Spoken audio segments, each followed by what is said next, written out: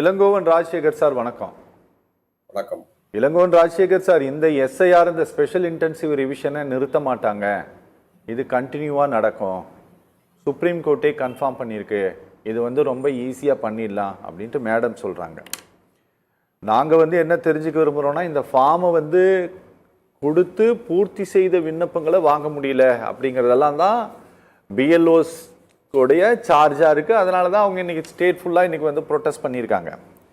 Sir, முதல்ல இந்த SIR நடவடிக்கையை எலெக்ஷன் கமிஷன் ஆஃப் இந்தியா மாநிலங்களுக்கு ஏற்றவாறு நடத்துகிறதா இல்லை ஒரே மாதிரியாக நடத்துதுங்களா?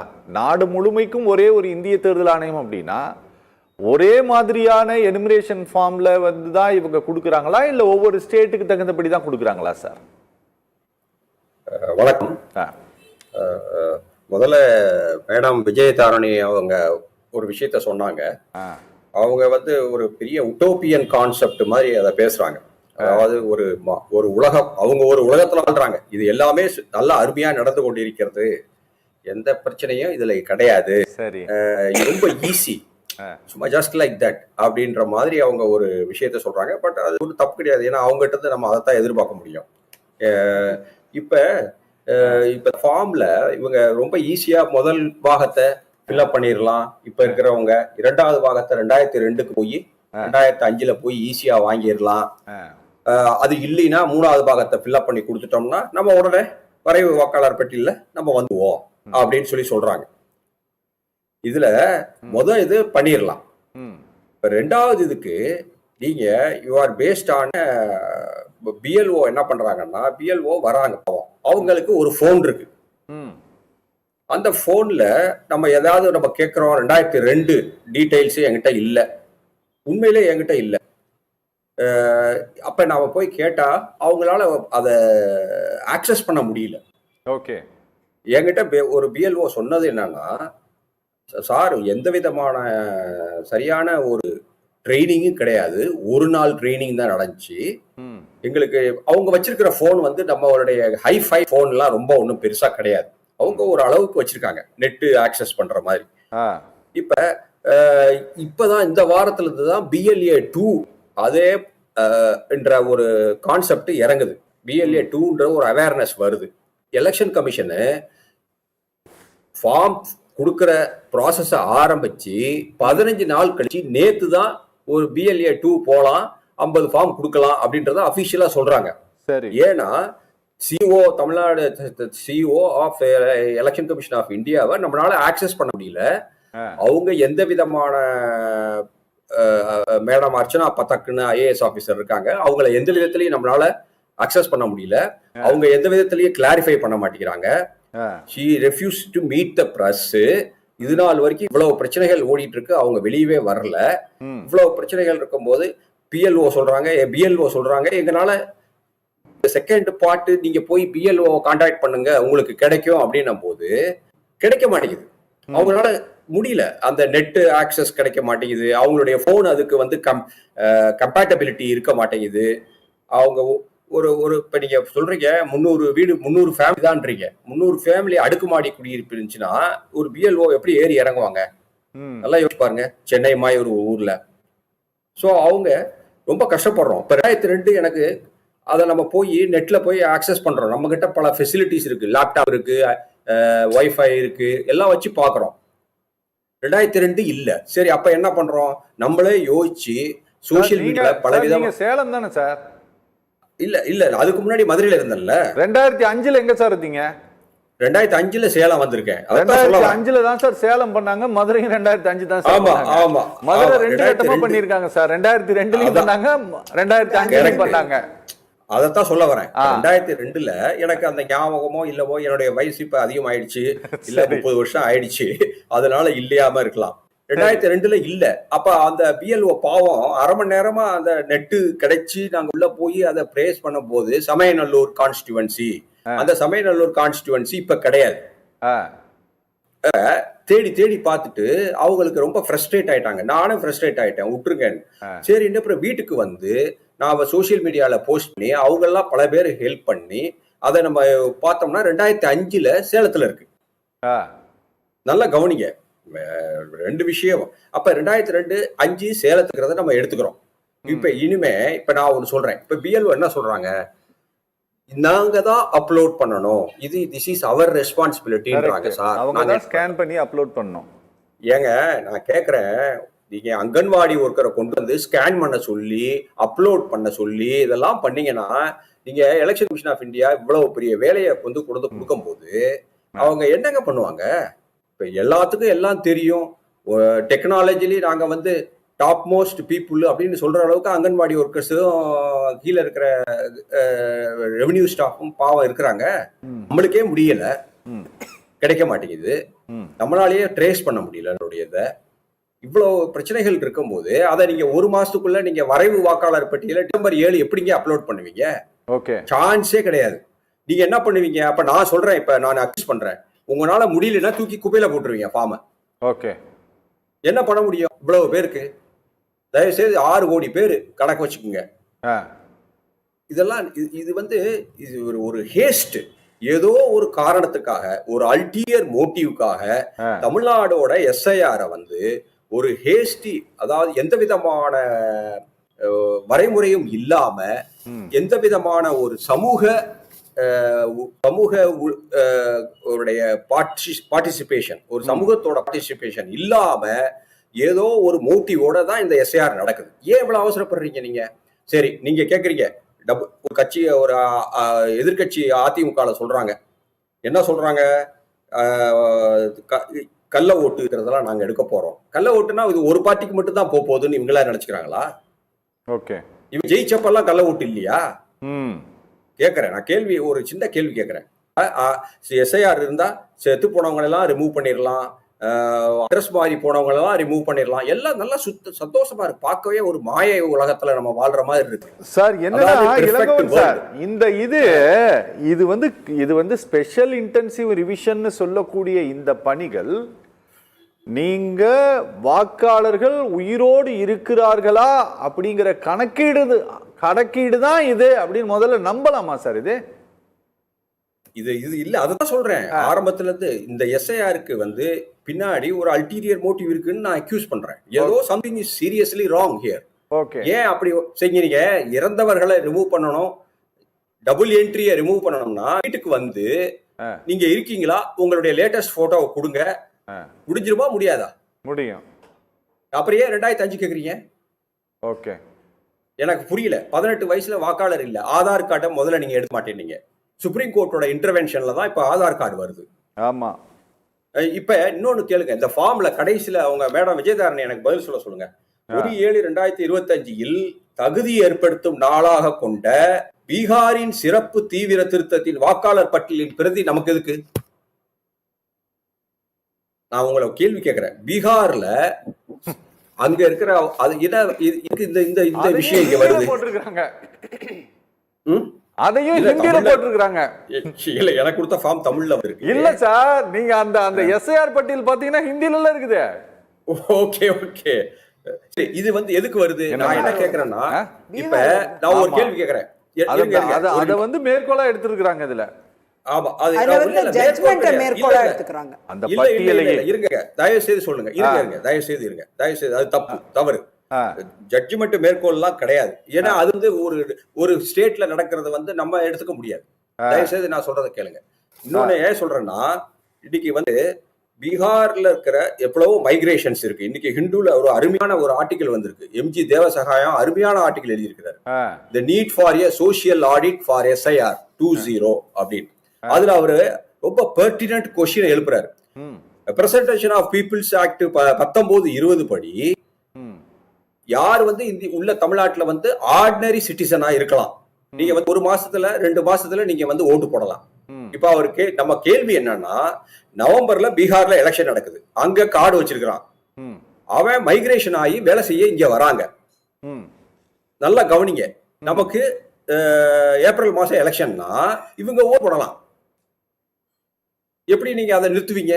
Okay okay okay. இப்ப மைக்ரேஷன்லயே எந்த விதமான மைக்ரேஷன், அவங்க அதுல ஆர்டினரி சிட்டிசன்ன்றது அந்த காலத்துல ரெப்ரசன்டேஷன் ஆஃப் பீப்புள்ஸ் ஆக்ட்ல வந்து அந்த காலத்துல ஒரு ஜெனரல் டேர்ம் போட்டிருக்காங்க. இப்ப அப்படி கிடையாது மைக்ரேஷன். சார், மைக்ரேஷன்ன்றது பெர்மனண்டாவும் இருக்கிறாங்க, சீசனுக்கு வந்துட்டு போறவங்களும் இருக்கிறாங்க, ஒரு ஒரு பர்டிகுலர் டைம்ல வந்துட்டு போயிட்டு வர்றவங்களும் இருக்காங்க. ஓகே. இப்ப இவங்களை எப்படி நீங்க கணக்கீடு பண்ணுவீங்க? இப்ப நம்மளுடைய கணக்குப்படி நான் அன்னைக்கு நம்ம போனோட பேசும்போது registered migrants from one particular state 2.45 lakhs இருக்காங்க. Registered migrants. அப்ப நீங்க சொன்னீங்க அன்ரெஜிஸ்டர்டு 5 லட்சத்துக்கு மேல இருக்காங்கன்னு அன்னைக்கு பேசணும் நம்ம. அப்ப இதெல்லாம் எதுல வருது? Okay okay. நீங்க தமிழ்நாடுன்றது தமிழ்நாட்டுக்கு தகுந்த ஒரு ஆவணத்தை ப்ரொடியூஸ் பண்ணி அதுல நீங்க கேள்விகள் கேட்டா பரவாயில்ல. நீங்க எதுக்கு வந்து தகுதி ஏற்பு நாள் வந்து பீகாரின் சிறப்பு தீவிர திருத்த இங்க கொண்டு வரீங்க? புரியுது இல்ல, இது ஏதோ இதுல வந்து பல பிரச்சனைகள் இதுல இருக்குங்க. இதுல வந்து இவங்க அட்ரஸ் பண்றது எல்லாமே மேலோட்டமா இருக்கு. அதைத்தான் நான் திருப்பியும் சொல்றேன். மேடம் வந்து பேசுறது வந்து ஒரு பெரிய ஒரு எல்லாமே ஒரு நன்றாக எல்லாமே பாலும் தேனும் ஓடுற மாதிரி ஒரு கான்செப்ட் கிரியேட் பண்றாங்க. அப்படிலாம் கிடையாதுங்க. எங்க அப்பா அம்மா எப்பயோ வயசுக்கு முன்னாடி இறந்து போயிருக்காங்க. அவங்க கார்டு என்கிட்ட இருக்கணும்னு எப்படி உங்களுக்கு தெரியும்? சார் சொல்லுங்க சார். இதுல இல்ல மேடம், இல்ல மேம் இல்ல, அப்பாவோட பேரு எழுதணும், தாத்தாவோட பேரையும் எழுதணும், இருக்கணும். அதுதான் பிரச்சனை. இல்ல அது வந்து 2002 2005 இல்லாதவங்களுக்கு ஏங்க சட்டமன்ற தொகுதி சட்டமன்ற தொகுதி வரிசை இப்ப இவருது எப்படி 2005ல இல்லன்னு கேள்வி கேக்குறாங்க. 2005ல கட்டாயமா இருக்கணும். ஏதோ ஒரு அட்ரஸ்ல இருந்திருப்பாரு இல்லையா? அவருக்கு அந்த அட்ரஸ்ல இப்ப எனக்கு கூட 2005ல வேற அட்ரஸ்ல இருந்துச்சு. அந்த அட்ரஸ்ல தேடி பிடிச்சு நான் ஓட்டு போட்ட இடத்துல இருந்து அந்த பிஎல்ஓட்ட இருந்து என்னோட ஃபார்மை வாங்கி ஷிஃப்டட்னு எழுதி கொடுத்துட்டேன். எழுதி கொடுத்து எங்க ஹஸ்பண்ட் வந்து இறந்த ஃபார்ம் இறந்துட்டாரு 8 வருஷம் முன்னாடி. ஒரே ஒரு விஷயம், அந்த ஃபார்மையும் வாங்கி இறந்துட்டாருன்னு எழுதி கொடுத்துட்டேன். ப்ராப்பரா நான் பண்ணிட்டேன். பண்ணி இப்ப இருக்கிற ஓட்டு ஊர்ல இருக்கு. அந்த இருக்கிற ஓட்டை வந்து இந்த டீடைல கொடுத்து கன்ஃபார்ம் பண்ணிருக்கேன். இருக்கு. நீங்க வச்சிருக்கீங்க, எல்லாரும் அப்படி வச்சிருப்பாங்களா மேடம்? என்னுடைய அப்பாவோ என்னுடைய அம்மாவதோ நான் வந்து நம்பர் கேக்குறீங்க, சட்டமன்ற தொகுதி கேக்குறீங்க, பாம் எண் கேக்குறீங்க, வரிசை எண் கேக்குறீங்க, எது கேக்குறீங்க? அது 2005 இல்லாதவங்களுக்கு கணக்கீடு உங்களுக்கு நான் உயிரோட இருக்கிறேங்கிற கணக்கீடு உங்களுக்கு வேணுமா, இல்ல எங்க அப்பா எல்லாம் இருந்த கணக்கீடு உங்களுக்கு வேணுமா? 2005ல நீங்க இருந்தது உங்களோட அட்ரஸ் எங்க இருந்துச்சோ அங்க உள்ள அந்த கான்ஸ்டிட்யூன்சி வச்சு இப்ப சமயநல்லூர் இப்ப என்ன கான்ஸ்டிட்யூன்சியா இருக்கு அப்படிங்கறத வச்சு பழைய சமயநல்லூர் எதுன்னு கண்டுபிடிச்சு அப்படிதான் நான் வேளச்சேரியை கண்டுபிடிச்சு மாத்தி போட்டேன். வேளச்சேரி பழைய தாம்பரம், அதை பார்த்து கண்டுபிடிச்சு அதை எடுத்து கொடுத்து அதை ஷிஃப்டட்னு மாத்தி அப்புறம் இறந்த எங்க ஹஸ்பண்ட் இறந்தது இப்பதான் 8 வருஷத்துக்கு அப்புறம் இப்பதான் நீக்க முடிஞ்சிருக்கு. மூணு யாரோ ஓட்டு போட்டுருக்காங்க. தந்தை இல்ல இல்ல நான் ஓட்டு விழத்தானே செய்து இங்க பாருங்க, கள்ள ஓட்டு விழத்தானே செய்து. நீங்க போன வருஷத்தோட ஓட்டர் லிஸ்ட்ல ஒரு பேர் இருந்ததான் செக் பண்ணி பாருங்க. இருந்திருக்குல்ல. அதனால தானே நான் 2005ல உள்ளது இப்ப ஃப்ரெஷ்ஷா குடுக்குறாங்க, அவேலபிளா இருக்கு. அதனால தானே இந்த கள்ள ஓட்டு போட முடியுது. அதை நீக்க முடிஞ்சிருக்குல. இப்பதான் நீக்க முடியுது. இது வரைக்கும் நீக்க முடியல. சாருக்கு இன்னொரு ஒண்ணு பதில் சொல்றேன். ஒரு நிமிஷம் சார். கவர்மெண்ட் வந்து பிஎல்ஓஸ் அப்பாயிண்ட் பண்றாங்க.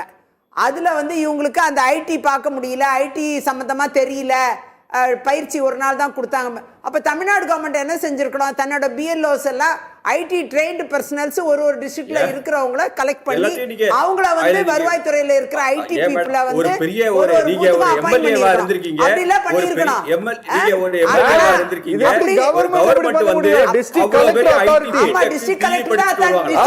தமிழ்நாடு கவர்மெண்ட் கீழே தானே வராது. அப்ப அவங்களுக்கு அந்த வேலை இருக்குல்ல. எல்லாரும் அப்ப பொறுப்பை உதறிட்டு போறத தமிழ்நாடு கவர்மெண்ட் எலெக்ஷன் கமிஷனுக்கு ஒர்க் பண்ணாலும் இங்க உள்ள தமிழ்நாடு கவர்மெண்ட் அபிஷியல்ஸ் தான வர்க் பண்றாங்க. அவங்க தான வர்க் பண்றாங்க. பிஎல்ஓவும் டிஸ்ட்ரிக்ட் கலெக்டர் எங்க இருந்து வராங்க? தமிழ்நாடு கவர்மெண்டோட அப்பாயின்ட்மென்ட்ல இருந்து தான வராங்க.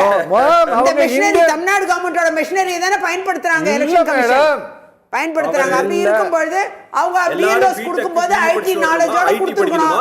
ஏன் கொடுக்கல சார்? ஏங்க எல்லாரும் ஐடி படிக்கணுமா? எல்லாரும் ஐடி படிக்கணுமா? ஐடி நாலேஜோட இருக்கிறவங்கள பிஎல்ஓஸா செலக்ட் பண்ணலாம்ல. எத்தனை பேருங்க இருப்பாங்க? ஒரு நீங்க எம்எல்ஏவா இருந்திருக்கீங்க, ஒரு கவர்மெண்ட்ல வந்து ஒரு பிஎல்ஓக்கு வந்து ஒருத்தர் தான் தேவை. அதெல்லாம் எப்படிங்க? நீங்க 1700 1700 பூத் இருக்கு. அது போக 68,000 பூத்துக்கு மேல இருக்கு. ஒரு பூத்துக்கு ஒரே ஒரு பிஎல்ஓ தான். அது போக 10க்கு மேற்பட்ட BLA 2 இருக்காங்க. அவங்க எல்லாருமே அந்த பூத்த ஐடி நாலேஜ் உள்ளவங்க இருப்பாங்க. அதனால இது ரிசால்வ் ஆகக்கூடிய விஷயம். இதுக்கு இவ்வளவு பெரிய போராட்டம் பண்ண வேண்டிய அவசியம் இல்ல. பேச விடுங்க சார். பிஹார்ல போராட்டமா பண்ணிருக்காங்க. சார் முடியலையா சார்? சொல்லி முடிங்க சார். அது மாதிரி இது மேம் இருங்க அவர் சொல்லி முடிங்க சார். ஏங்க ஃபர்ஸ்ட் பார்ட்ல தந்தையின் பாதுகாவல் வாக்காளரின் புகைப்பட அடையாள அட்டை எதுக்குங்க? என்ன எதுக்குங்க? என்னுடைய கேள்வி அதான். தயவுசெய்து சொல்லுங்க. என்னுடைய இதை கேட்கறீங்க, என் ஒய்ஃப் இதை கேட்கறீங்க. 98 வயசுல இருக்கிற என்னுடைய தந்தையோட பேரோ, அவர் இந்த எந்த பூத்துல போட்டாரு, எந்த பாகத்துல போட்டாரு, அவரோட வாக்காளர் புகைப்பட அட்டை கேட்கறீங்க. உங்களுடைய இன்டென்ஷன் அது கிடையாது. சீர்திருத்துறது கிடையாது. உங்க இன்டென்ஷன் வேற. இவர் சொல்ற தேர்ட் பார்ட்டுக்கு போகும். ஏங்க ஃபர்ஸ்ட் பார்ட்ல பாருங்க பண்ண முடிஞ்சா தேர்ட் பார்ட் போக அவசியம் இல்ல. ஏங்க மேடம் ஃபர்ஸ்ட் பார்ட்லயே இருக்குங்க மேடம். என்ன சொல்றீங்க? தாயோட பேர் இருந்தா போறோம். அடையாள அட்டை என்ன கேக்குறாங்க? அடையாள அட்டை எண் இருப்பின். அது பக்கத்துல பிராக்கெட்ல இருக்கு பாருங்க. இருப்பின் எங்க போட்டுருக்கு? இருப்பின் நல்லா பாருங்க. எங்க போட்டுருக்கு? பாருங்க நல்லா பாருங்க. ஃபார்ம் பாருங்க. மேடம் இத கையில வச்சிருக்கேன். நீங்க கையில வச்சிருக்கீங்களா? உங்களோட ஃபார்ம் அது. உங்க ஃபார்மா blank ஃபார்ம் காமிக்காதீங்க மேடம். என்ன நீங்க உங்களுக்கு தரப்பட்ட ஃபார்மா இருந்தா காமிங்க. உங்க பேர் போட்ட ஃபார்ம், உங்க போட்டோ போட்ட ஃபார்ம் உங்களுக்கு கொடுத்திருப்பாங்க. இதாங்க என் போன் தாங்க. அந்த ஃபார்ம் கரண்ட் ஃபார்ம். சிபிஐ அதுல இருப்பின் வரும். இருப்பின் வரும். மேம் அதுல இல்ல மேம், அது கீழ தான் மேம் வரும். ஆப்ஷனல் அது பேர் ஆப்ஷனல். சோ இது தேர் இஸ் சார் இருங்க மேம் இருங்க சொல்லுங்க சார். உங்க டீடைல் கம்பல்சரி ஃபில் அப் பண்ணனும். உங்க தாய் தந்தையோட டீடைல் பேர் ஃபில் அப் பண்ணனும். ஆனா ஓட்டர் ஐடியும் மத்த டீடைல்ஸும் இருப்பின், ஆதாரும் இருப்பின் கொடுக்கலாம். இல்லனா தேவையில்லை. நீங்க சொல்லாதீங்க மேடம். ஃபார்ம் கொடுக்க சொல்லுங்க. நீங்க யாருங்க? நீங்க எலெக்ஷன் கமிஷனோட எஸ்ஐஆர் அந்த ஃபார்மை பார்த்துட்டு தான் சார் பேசுறேன். அந்த ஃபார்ம்ல இருக்கு சார். நல்லா பாருங்க. இருப்பின் பிராக்கெட் மேம் பாருங்க ஃபார்மை பாருங்க. பாருங்க சார் என்னன்னா இந்த விண்ணப்பங்கள் குழப்பம் நிறைந்ததா இருக்கா சார்? ஆமா, குழப்பம்லாம் கிடையாது. குழப்பங்கள் உண்டாக்கப்படணும்ன்றதுக்காகவே இந்த விண்ணப்பம் இருக்கு. சரிங்க சார். சரி நாம பேசலாம் சார். இணைப்புல இருங்க. Okay, Ilangovan Rajasekar sir. Sir உச்சநீதிமன்றத்தை அணுகி இருக்கிறது திமுக கூட்டணி கட்சிகள், இவங்கெல்லாம் அணுகி இருக்காங்க. இந்த 30 நாளைக்குள்ள டிசம்பர் 4ஆம் தேதிக்குள்ள எங்களால இதை முடிக்க முடியாது, எங்களுக்கு ஓவர் பிரஷரா இருக்குது அப்படின்ட்டு வீதிக்கு வந்து போராட தொடங்கி விட்டார்கள் பூத் லெவல் ஆபீசர்ஸ். சார் ஒருவேளை இது தாமதமாகிறதுன்னு வச்சுக்கோங்களேன் சார். ஒரு தாமதமாகிறது, ஃபைனல் டிராஃப்ட் ஓட்டருடைய டிராஃப்ட் வராமல் எங்களால் தேர்தல் தேதியை அறிவிக்க முடியாது அப்படின்னு எலெக்ஷன் கமிஷன் ஆஃப் இந்தியா சொல்கிறது, அல்லது வேண்டுமென்றே தாமதப்படுத்துகிறது அப்படின்னா, இந்த ஆட்சி அதிகாரம் முடிந்த தேதி முடிந்த பிறகு அப்படின்னா என்ன சார் நடக்கும்? நீங்க சொன்னீங்க இல்லையா, இதுக்கு பின்னால ஏதோ ஒரு காரணம் இருக்குன்னு சொல்லிட்டு. இன்டைரக்டா கவர்னருடைய ரூலை இம்ப்ளிமெண்ட் பண்றது அப்படிங்கிறதும் இதுல ஒரு பார்ட்டா இது இருக்கலாம்னு சந்தேகப்படலாமா? இல்ல அரவிந்தன், அப்படி கிடையாது. இவங்க அதெல்லாம் கிடையாது, அதெல்லாம் செய்ய முடியாது. கான்ஸ்டிடியூஷன்ல அந்த மாதிரி பெர்மிஷன்ஸ் எல்லாம் கிடையாது. ஆக்சுவலி இது எலெக்ஷன் கமிஷன் ஆஃப் இந்தியா அவங்க சொல்ற டேட்ல இத முடிச்சிருவாங்க.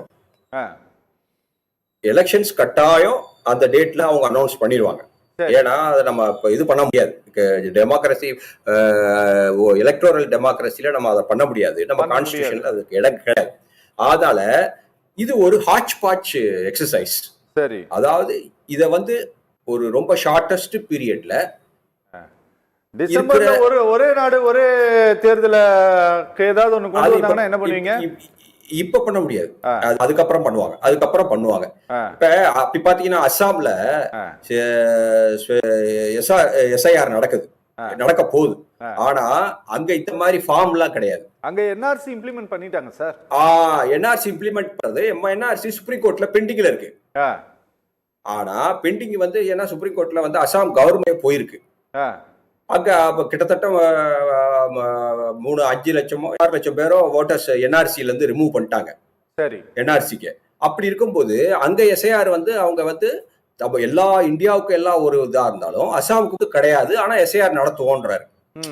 இந்த எலெக்ஷன் கமிஷன் ஆஃப் இந்தியா வந்து ஒரு டெமோக்ராட்டிக் ப்ராசஸ் கான்ஸ்டிடியூஷன் படி செய்யறாங்களா, அதுல இருக்கிற சில விஷயங்களை அவங்க எக்ஸ்ப்ளாய்ட் பண்ணி பல விஷயங்கள் பண்றாங்க, அவ்வளவுதான். பீப்புள் ரெப்ரசன்டேஷன் ஆக்டும் கான்ஸ்டிடியூஷனல் மேண்டேட்டையும் அவங்க சரியாவே இது பண்றது இல்லை. இப்ப ஆர்டிகல் 234 235 நம்ம அதுபடி பாத்தீங்கன்னா சோசியல் ஆடிட் வேணும். இப்ப நம்ம ஒரு எலெக்ஷன் கமிஷன்ல ஒரு இன்டென்சிஃபைடு எஸ்ஐஆர் பண்ணும்போது ஒரு சோசியல் ஆடிட்டிங் கட்டாயம் வேணும். சோசியல் ஆடிட்டிங்லாம் இவங்க எங்க டயம் இருக்கு, எப்படி பண்ணுவாங்க? இங்க வாலண்டரி ஏஜென்சிஸ் ஃபர்ஸ்ட் எடுத்தது தப்பே, முதல் தப்பு என்னன்னா election commission of India is depending on the state government employees இல்லீங்களா? அவங்களுக்குன்னு ஒரு ஒர்க் ஃபோர்ஸ் கிடையாது. அப்ப நீங்க ஃபோர்ஸ் பண்றீங்க ஒரு ஒரு ஒரு அங்கன்வாடி ஒர்க்கரையோ ஒரு எலிமெண்டரி ஸ்கூல் டீச்சரையோ ஒரு போனை அவங்க வச்சிருக்கிற ஒரு நோக்கியா போனோ ஒரு எந்த போனையோ வச்சு ஃபோர்ஸ் பண்றீங்க ஒரு டெக்னாலஜி அப்கிரேடுக்கு. நீங்க டாப் டவுனுக்கு கொண்டு வரீங்க. அது மட்டும் இல்ல, எனக்கு என்ன சொல்றாங்க, ஒரு பிஎல்ஓ என்ன சொல்றாங்க அப்படின்னா, எங்களை அப்லோட் பண்ண சொல்றாங்க சார்ன்றாங்க. அவங்க எங்க போய் உட்கார்ந்து அப்டேட் பண்ணுவாங்க? எவ்வளவு ஒரு அதாவது நான் இப்ப மேடம் சொல்றாங்க இல்ல அப்படின்னு, எல்லாமே அவங்களோட கட்சியை சார்ந்து அவங்க அதை பேசுறாங்க. அதை பத்தி நான் ஒன்னும் தப்பா சொல்லல. பட் இருக்கிற உண்மைகளை நம்ம ஆமா இருக்கு, பட் அதுக்கு ஒரு சரியான காரணத்தை சொல்லணும்ல. நான் ஒரு கேள்வி கேட்கிறேன், அந்த கேள்வி இல்லன்னு அர்த்தம் நான் உங்க முன்னாடி ஸ்கிரீன்ல காமிக்கிறேன், அடையாள அட்டை எண் பாதுகாவலர் தந்தையின் பெயர் அப்படின்னு கேட்கறான். அப்ப எனக்கு மட்டும் தனியா கொடுத்துருக்காங்களா எலெக்ஷன் கமிஷனு? சரி, கணக்கிட்டு முடியும் இல்ல மேடத்துக்கு மட்டும் தனியா கொடுத்துருக்காங்களா இல்லாம? சரி, இதெல்லாம் பல பிரச்சனைகள் இருக்குங்க. இதுல பிராக்டிக்கல் டிஃபிகல்டிஸ் இருக்கு. எஸ்ஆர்ல வந்து இதனால வந்து அல்ல இருங்க பேசாம ஒரு நிமிஷம், சாரி, என்ன சொல்ல வரேன் அப்படின்னா, மன்னிச்சு ஒரு விஷயம் என்ன சொல்ல வரேன்னா, இருங்க கொஞ்சம் சொல்லிடுறேன் மேடம் ப்ளீஸ். ஓகே சார் சொல்லுங்க. அது நான் என்ன சொல்ல வரேன் அப்படின்னா, ஒரு ப்ராப்பர் இன்ஃப்ராஸ்ட்ரக்சர் இல்லாம ஒரு மேசிவ்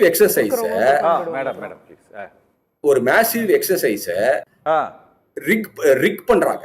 அதுதான் எனக்கு என்னைய பொறுத்த மட்டும். ஓகே சார், இது வந்து இது எந்த விதத்திலையும் நியாயமற்ற ஒரு விஷயம். அது ஓகே.